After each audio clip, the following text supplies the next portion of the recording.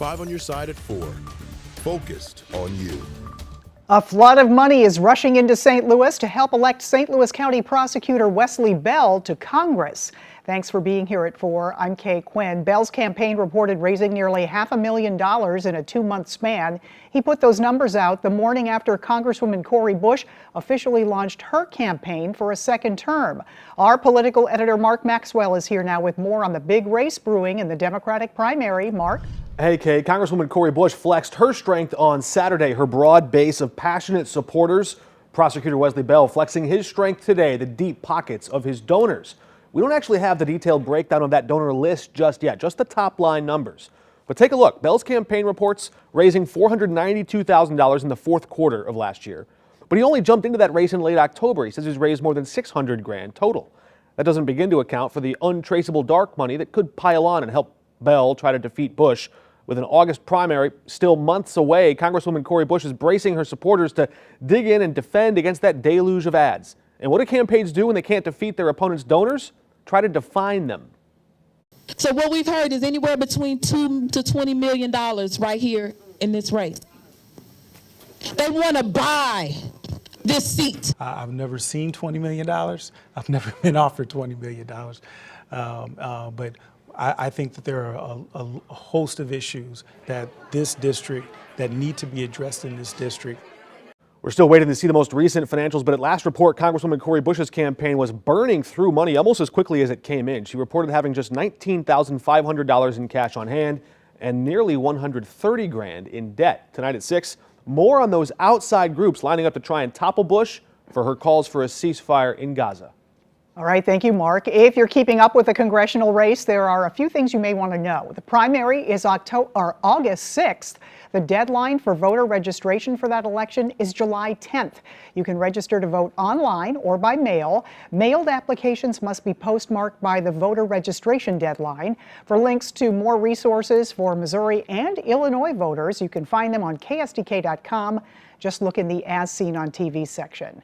There's a new effort to overturn the death row conviction of Marcellus Williams. Earlier today, St. Louis prosecutor Wesley Bell filed to vacate his conviction. Williams has been on death row for more than 20 years after being convicted of murdering Felicia Gale. The new motion claims the court didn't consider DNA evidence that supported his innocence.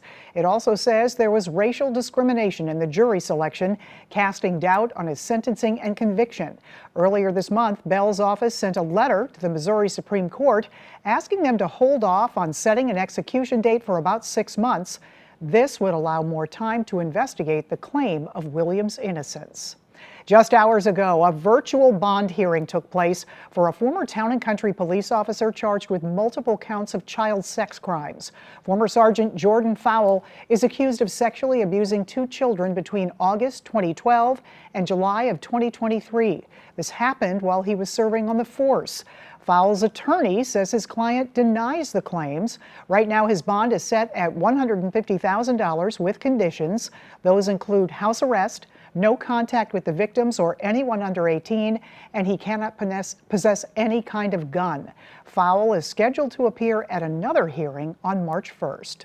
South St. Louis drivers should expect some slow-moving traffic near I-55 in Bates today. Parts of Michigan Avenue and the ramp all closed due to a pavement collapse. Right now, we don't know what caused the collapse. MoDOT crews are evaluating the situation to see what needs to be done before it can be safely reopened. In the meantime, drivers are asked to detour to Loughborough Avenue, then South Broadway to make it back to Bates. All right, we started off the day pretty foggy throughout the city and county. You could barely make out the tops of a lot of buildings, couldn't see the arch downtown, but the sun is back for the first time in over a week. Chief Meteorologist Scott Connell here with the Weather First forecast. Wow, we'd sure love to see another day of this, Scott. Well, I know we would, but tomorrow's not going to be it. But as we go to Wednesday, maybe, just maybe, we will see a repeat of what we saw today with the sunshine returning to St. Louis. It is bright and beautiful outside right now. Temperatures fairly mild, too. We're looking out into St. Charles at this point. Hardly a cloud in the sky around the St. Louis area. And we anticipate staying mainly clear through the evening hours as those temperatures tend to jump up or drop slowly. Now, this morning, it was murky around the St. Louis area. Lots of clouds, fog around. You can see it was just kind of a repeat of the same thing we had dealt with for 7 days in a row. And then boom, the clouds move off, the fog breaks up, sunshine returns, and those temperatures have gone back into the 50s this afternoon.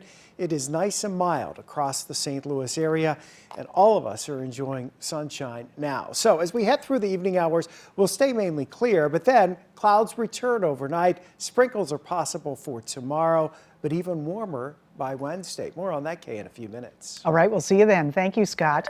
Right now, we're trying to learn more about a person hit by a Metrolink train late last night between the Wellston and Forest Park to Bolivar stations. It happened before midnight while that person was trespassing near the right-of-way, according to Bi-State Development. Service was put on pause until about 12:45 this morning. Passengers had to switch to shuttles. We don't know the extent of that person's injuries. A drone attack on a U.S. base close to the Syrian border killed 3 American soldiers early Sunday morning. This is the first time U.S. soldiers have been killed in the Middle East since the war in Gaza began.